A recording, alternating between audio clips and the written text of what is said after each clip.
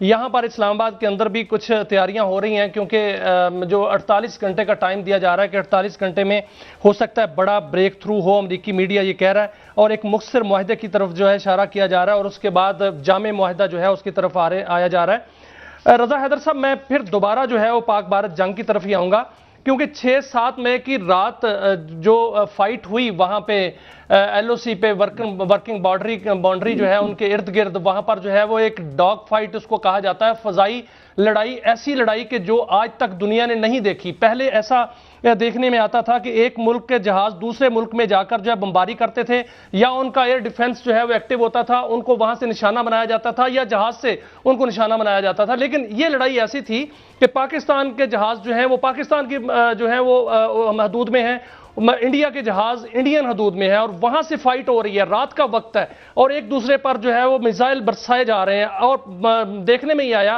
कि पाकिस्तान ने उनके 7 जहाज गिरा दिए, उसमें रफाल गिरा दिया, उसमें सुखोई गिरा दिया, उसमें MiG-29 गिरा दिया। इतना बड़ा गरूर उनका खाक में मिलाया। सर, उस रात हुआ क्या था? एक जो फजाई लड़ाई थी उसका मंजर पेश कीजिएगा। जी, बहुत शुक्रिया और बहुत अच्छा सवाल है। और जिस तरह आपने बिगनिंग में कहा, वाकई वाटरशेड मूवमेंट है, और ये वो लड़ाई है जिसको बियॉन्ड विजुअल रेंज वॉर कहते हैं या बैटल कहते हैं। ये क्लासिक टेक्स्ट बुक बैटल है जो इंशाल्लाह आप देखिएगा फ्यूचर में पढ़ाई जाएगी लोगों को। देखें, इंडिया की तरफ से 100 एयरक्राफ्ट और उसमें एक राफेल भी है, जो कि 2019 में मोदी ने कहा था कि अगर राफेल होता तो ये ना होता। तो इसका मतलब है कि दे वर डिपेंडिंग ऑन राफेल अलोन, और इस बार वो अपनी बहुत तैयारी के साथ आए थे। हमारी तरफ से 40 aircraft, all very quality weapons, J-10C, JF-17, F-16, ये सारे state of the art weapons हैं। लेकिन जो मैं समझता हूँ कि इसमें जो फैक्टर्स प्ले कर रहे थे, वो मैं उनको अगर समराइज करूं तो 4 हैं। देखिए, उनकी तरफ से भी पूरी एयरफोर्स तैयारी से थी और हमारी एयरफोर्स भी पूरी तैयारी से थी। लेकिन जो हमेशा पाकिस्तान एयरफोर्स का हमेशा से एक कटिंग एज रहा है उनका तरीका, वो है quality of the equipment and quality of the training. इसमें भी इक्विपमेंट हमारे पास बेहतरीन इक्विपमेंट था, जैसे मैंने आपको जहाजों को बताया। ट्रेनिंग, हमारे pilots one of the best in the world है, और उनकी जो ट्रेनिंग साइकिल है that is very very exhaustive. Third चीज थी मल्टी डोमेन ऑपरेशन, जो कि जिसमें आप टेक्नोलॉजीज को यूज करते हैं।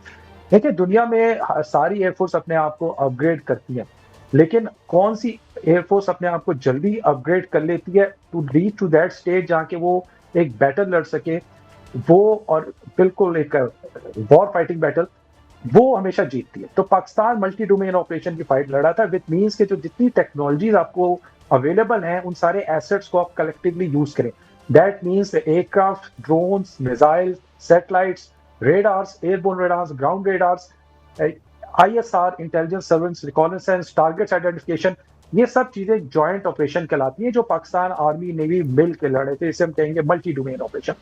और चौथी चीज पे क्वालिटी लीडरशिप, जिसने बिल्कुल एक क्लियर आपको एक डायरेक्शन दी हुई है, डिसीजन दिया हुआ है जो एयर में कि आपने क्या करना है, and that is a decision to किल।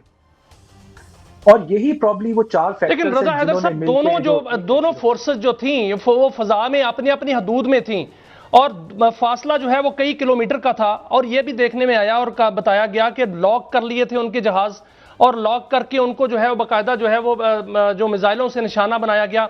ये लॉक किस तरह किए गए, इसकी लोकेशन किस तरह मिली, और उनको जो है वो ये 7 जहाज हमने गिराए, उनका जो है एक इजरायली ड्रोन भी गिराया।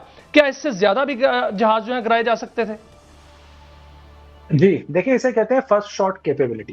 कि फर्स्ट शॉट की कैपेबिलिटी किसके पास है?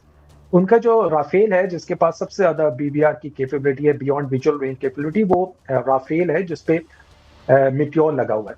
ठीक है, लेकिन मिट्योर की जो फर्स्ट शॉट कैपेबिलिटी है वो हमारे जो J-10C के ऊपर PL-15 है उससे कम है। इसका मतलब है कि जो फर्स्ट शॉट कैपेबिलिटी वो हमारे पास है।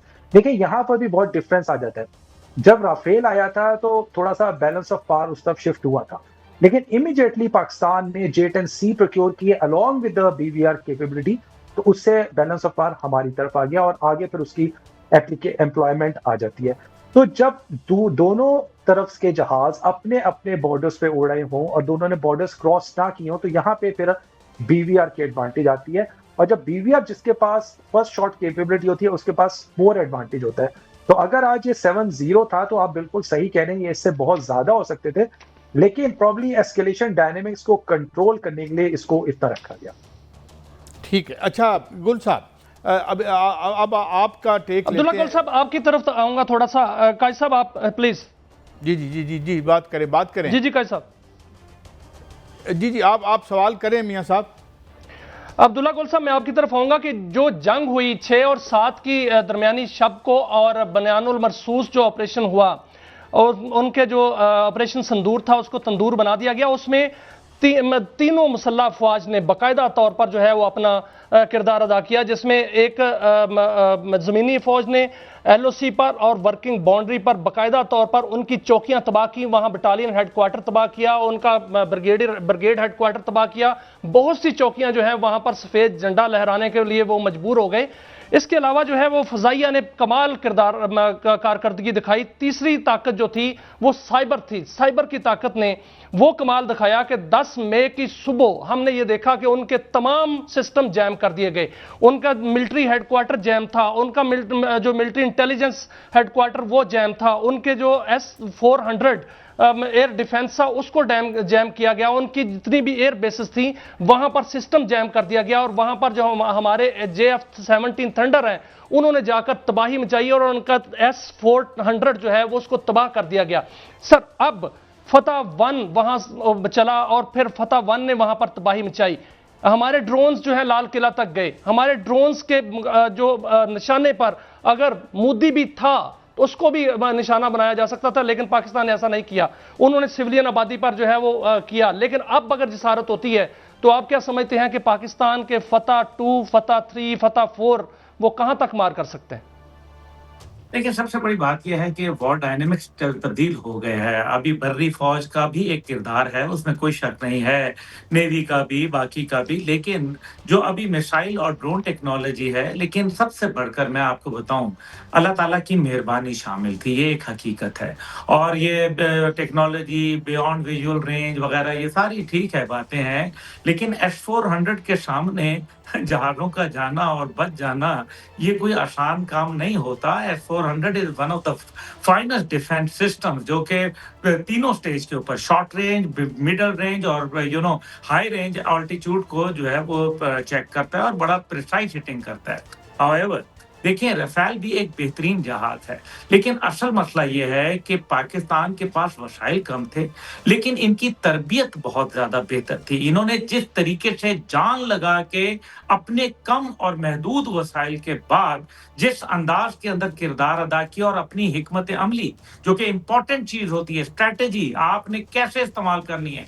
मेरे पास मर्सिडीज गाड़ी है और मैं मुकाबला कर रहा हूँ किसी करोला के साथ और मुझे ड्राइविंग आती नहीं है, तो फिर वो करोला वाला निकल जाएगा। यही काम भारत के साथ हुआ, जहां उनकी ट्रेनिंग का एरर है, उनकी मिलिट्री ट्रेनिंग का एरर है, उनकी एयरफोर्स का। और इसी वजह से ब्रिटिश अखबारों ने लिखा king of the skies Pakistan air force. और साथ ही साथ जो है ये आप देखिए कि जो विल टू फाइट थी और जो हमने रेजिस्टेंस शो की, और जिस तरीके से 2 दिन हमने उनके स्वार्म ड्रोन अटैक को आने दिया और ये साबित किया उनको डिसेप्शन हमारा एरवा था। गुल साहब, आपने बड़ी खूबसूरत बात की है, डिफेंस सिस्टम है ही नहीं। आपने बड़ी अच्छी बात की है, और रजा साहब ने भी। हम देख रहे हैं कि जो एरोगेंस ऑफ पावर थी, चाहे वो अमेरिका की ईरान के मुकाबले में थी या भारत की हमारे मुकाबले थी, तो हमने देखा कि बड़ा एक अजीब, इसे आप क्या कहें, जिस तरह आप कहते हैं कि तो अल्लाह की मेहरबानी, मगर इसे हम ये ज़रूर कहेंगे कि हमारी मेहनत, हमारे एयरफोर्स की जो अकूमन और एक्सपर्टीज़ थी,